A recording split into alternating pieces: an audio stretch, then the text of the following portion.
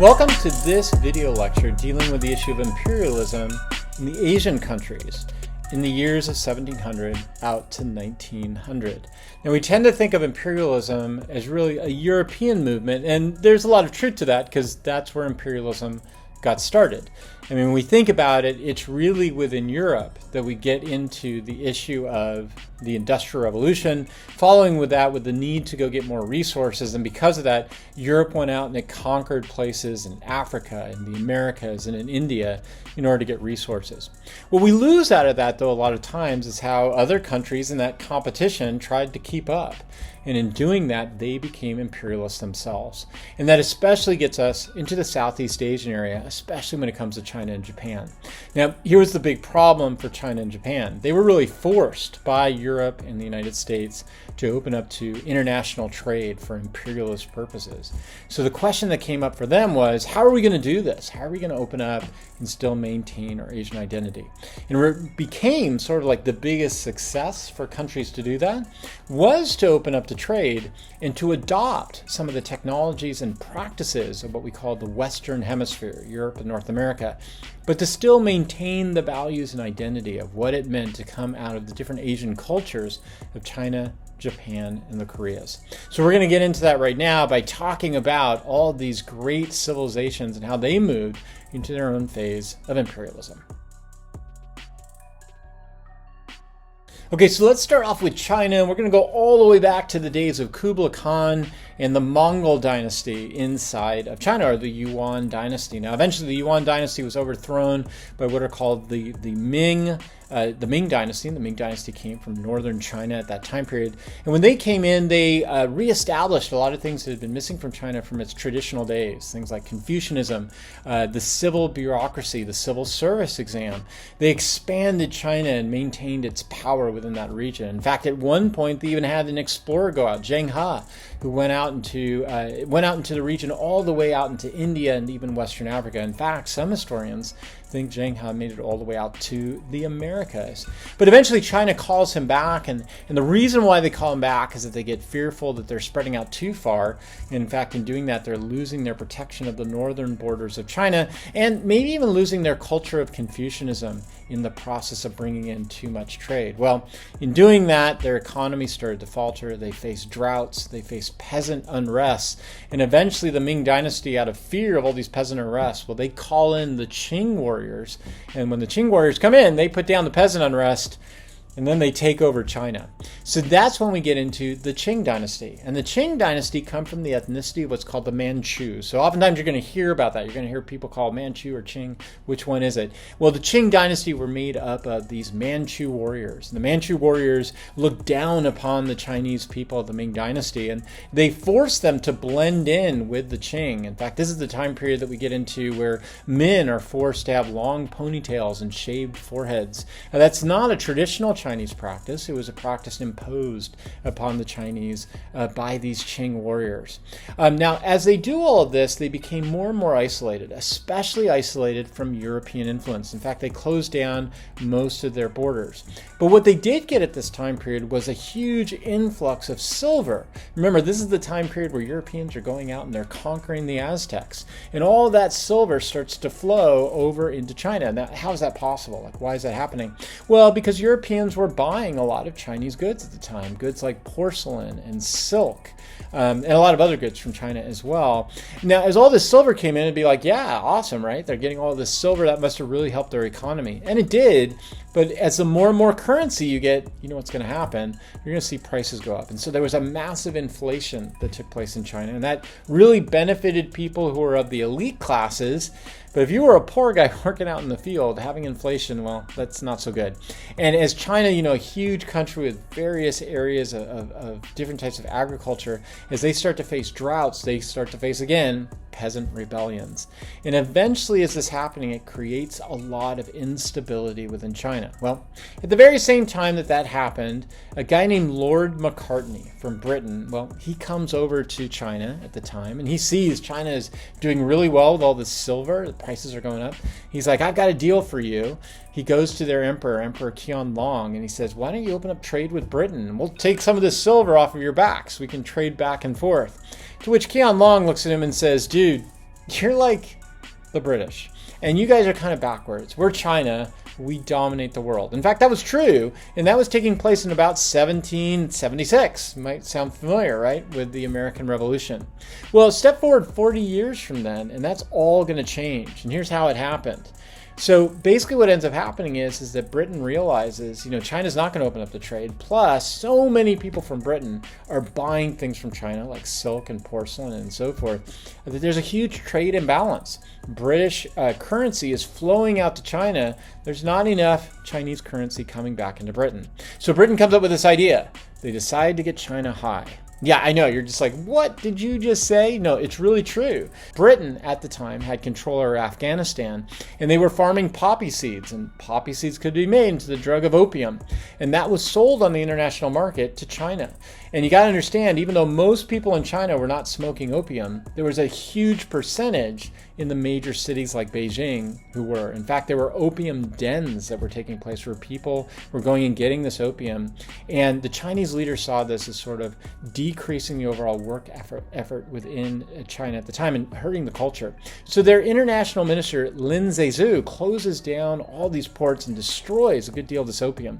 To which Britain says, those Chinese, they're basically destroying international trade and they're destroying our property. Okay, what they don't say is the property was destroying drugs. So Britain sends over their ships and they conquer China in a group of wars called the Opium Wars. At the end of these Opium Wars, they passed something called the Treaty of Nanjing, where they forced the Chinese to open up several different port cities to the British. And at that point, the Chinese are looking at this and saying, we got to do something to change. And there's a woman who comes along who says, we got to change. So the emperor of China at that time was a child. And so the real person who was in charge was his mother. And his mother is known as a Dowager Zisi. And Dowager Zisi sends a whole bunch of Chinese philosophers and thinkers off. And she says, I want you to think about how China can get better. And they do. They come up with this idea called the self-strengthening movement, in which they say, something? We can do better. We're going to adopt Western technology, but keep our Eastern identity. The slogan they used was, East for essence, West for technical use. To which Dowager Zisi says, yeah, we're going to imprison you guys. Thanks so much. She wanted to maintain China's traditional Confucianism, China's traditional agriculture. And so she basically got rid of all these great thinkers who had come up with these ideas. So what's the consequence of that? Well, two big rebellions. There was first a rebellion called the Taiping Rebellion. It takes place in the 1840s. The Taiping Rebellion is in northern China. The guy who leads the Taiping Rebellion is a man named Hong Xiaoquan, and he claims that he is the brother of Jesus. How the heck did that happen, right? Yeah, it really didn't.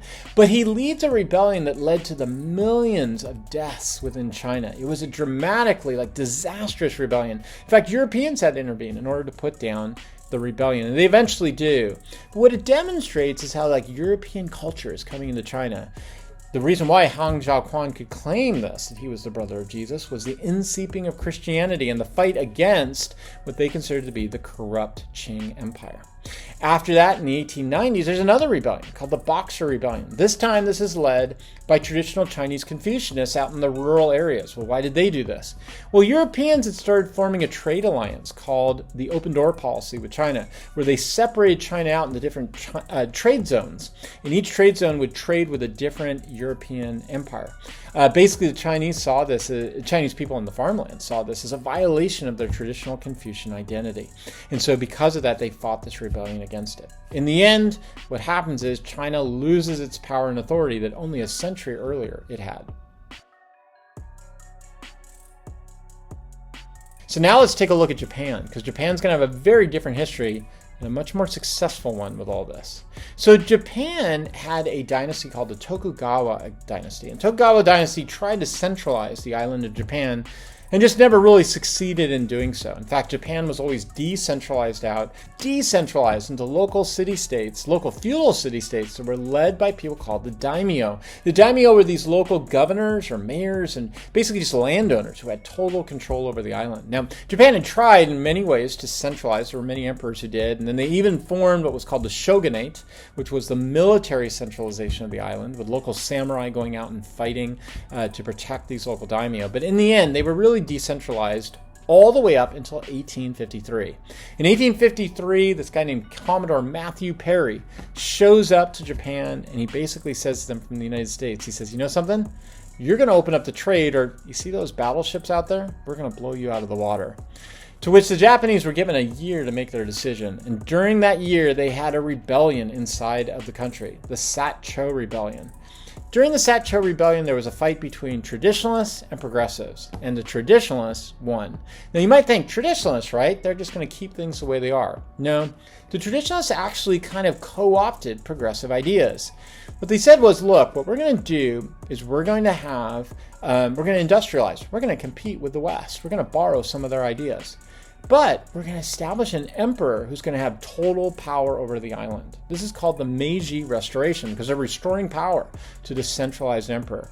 And then we're going to take all those daimyo and we're going to raise taxes on them really high and force them to come into the cities, where we're going to give them positions of power. They were put into a parliament.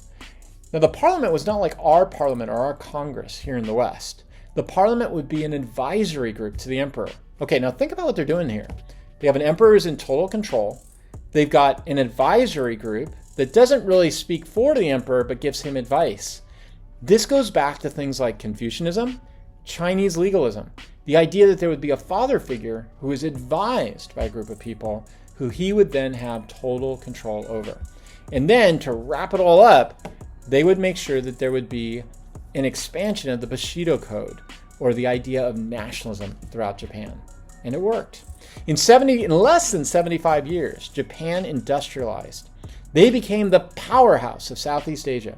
They beat China in a war called the Sino-Japanese War in the 1890s. Then they destroyed the Russians in a war in 1906 called the Russo-Japanese War. They built the largest battleship in the world. I know, that's not that big of a deal, but when you think about it symbolically, they're making a statement. They're saying, look at us. We have built an empire built on industrialization quicker than anybody else in the world. So what are our big takeaways when we think about everything that's going on here? Number one, I want you to see that the Europeans set the context.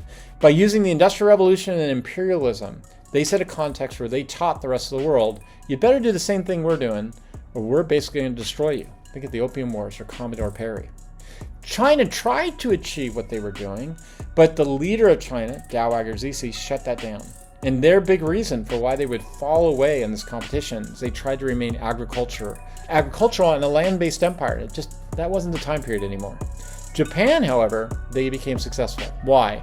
Because they industrialized using Western techniques, but they maintained their Asian identity based upon things like ancestor worship, the importance of the leader as a father figure, and the idea overall of national loyalty. Okay, I'll see you in class.